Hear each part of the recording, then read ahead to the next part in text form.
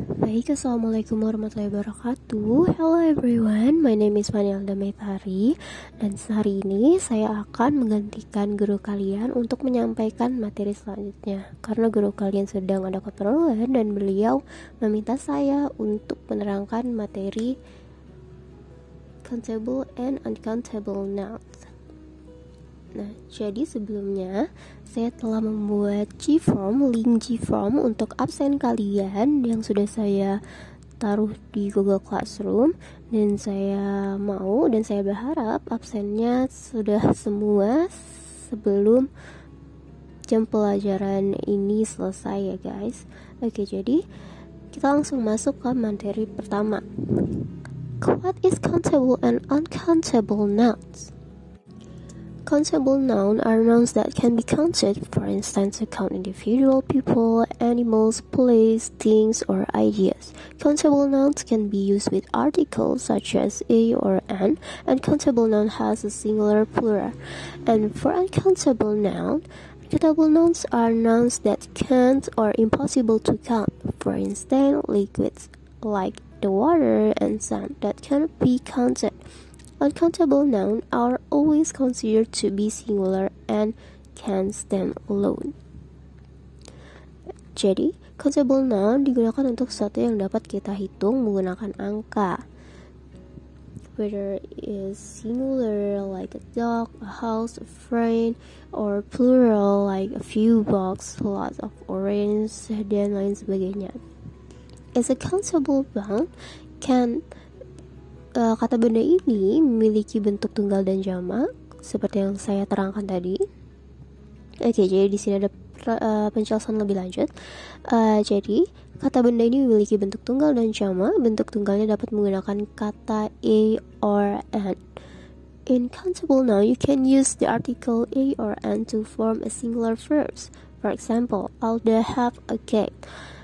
Ini karena Alda. Kenapa Alda have a cat? Karena Alda hanya mempunyai satu kucing. Tapi jika Alda memiliki 2 atau 3 atau 4, itu bisa dituliskan dengan Alda have 4 cat, or Alda have 3 cat, Alda have 2 cat. Okay, selanjutnya uncountable noun. To state the uncountable noun, you have to use some, a lot of, much, a bit of, and a great deal of. You can also use the right measurements like a cup of, bag of, 1 kilogram of, 1 liter of, a handful of, a pinch of, an hour of, and a day of. For example, there has been a lot of sand in Pandawa Beach. Measure 1 cup of coffee and 1 teaspoon sugar. Jadi, uncountable noun digunakan untuk sesuatu yang tidak bisa kita hitung menggunakan angka. Kata-kata ini meliputi nama-nama untuk ide atau sifat yang abstrak atau benda fisik yang terlalu kecil untuk dihitung atau tidak berbentuk.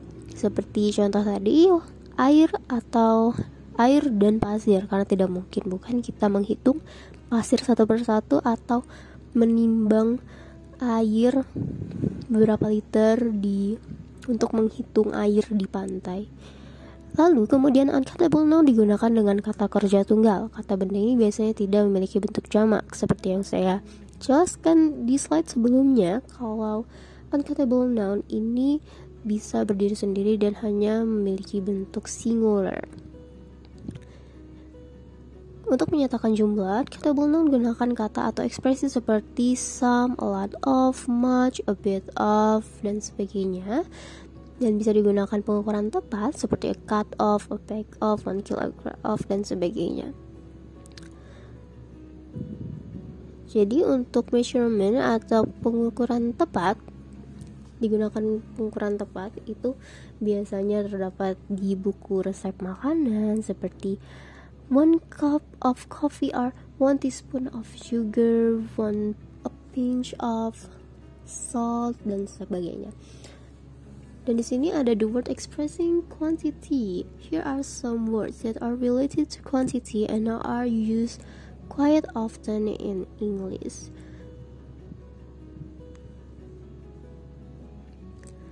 Jadi di sini ada kata-kata yang kata jumlah di bahasa Inggris, seperti all, any, some, every, enough, sufficient, no, none, big number, large number, great deal, many, much, little, and few. Untuk kata any itu untuk kalimat berupa negatif dan interrogatif. Untuk some, untuk kalimat positif.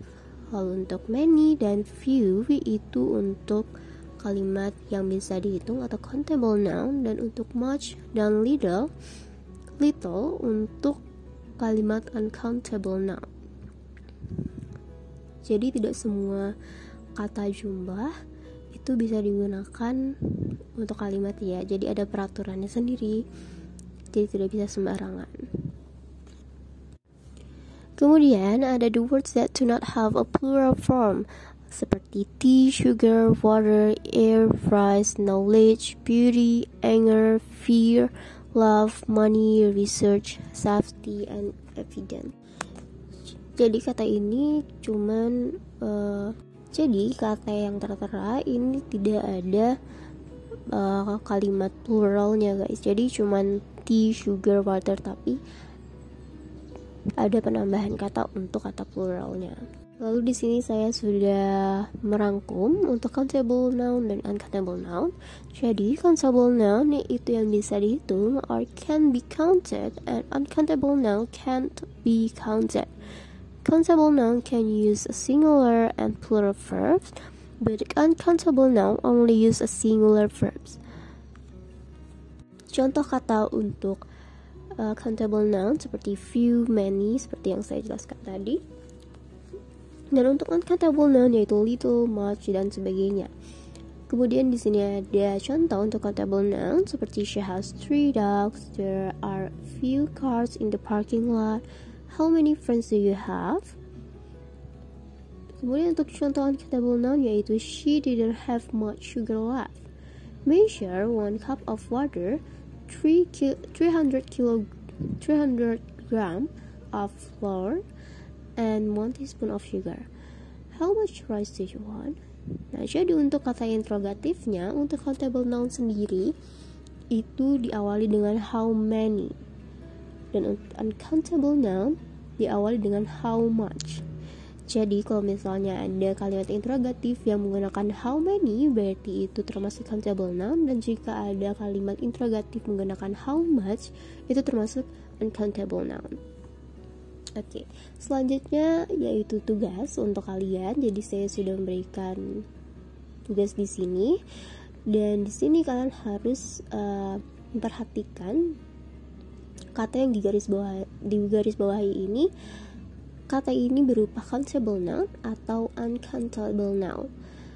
Seperti nomor 1 ada the children fell asleep quickly after a busy day of fun. Apakah children itu bisa dihitung atau tidak bisa dihitung? Kemudian nomor 2, my mother used real butter in the cake she bakes. Dan yang kedua, apakah butter itu bisa dihitung atau enggak sih? Lalu yang ketiga, how many politicians does it take to pass a simple law? Politician itu bisa dihitung atau tidak? Dan garis bawahi tadi yang seperti yang saya bilang, untuk interrogatif how many dan how much. Okay. Kemudian nomor 4, most kids like milk but Ray hates it. Apakah milk bisa dihitung atau tidak? Nomor 5, I was feeling so stressed that I ate an entire box of cookies. Apakah bisa dihitung cookiesnya atau tidak? Kemudian yang terakhir, be careful, the water is deep. Apakah air bisa dihitung atau tidak? Oke, jadi itu saja penjelasan dari saya, dan terima kasih untuk kalian semua telah mendengarkan. Dan if you have any question, you can contact me on my email or on my Facebook. Atau juga kalian bisa nonton kembali materi penjelasan ini di YouTube English Department 2020C. Okay, so juga PowerPoint ini akan saya bagikan di Google Classroom, jadi kalian bisa baca-baca lagi. Okay, so that's all from me. Thank you guys and see you. Bye bye. Oh ya guys, untuk tugasnya harus dikumpulkan hari ini juga sebelum jam pelajarannya habis ya. Dan terima kasih telah mendengarkan materi ini. Semoga kita bertemu secara tatap muka. And have a nice day. Wassalamualaikum warahmatullahi wabarakatuh.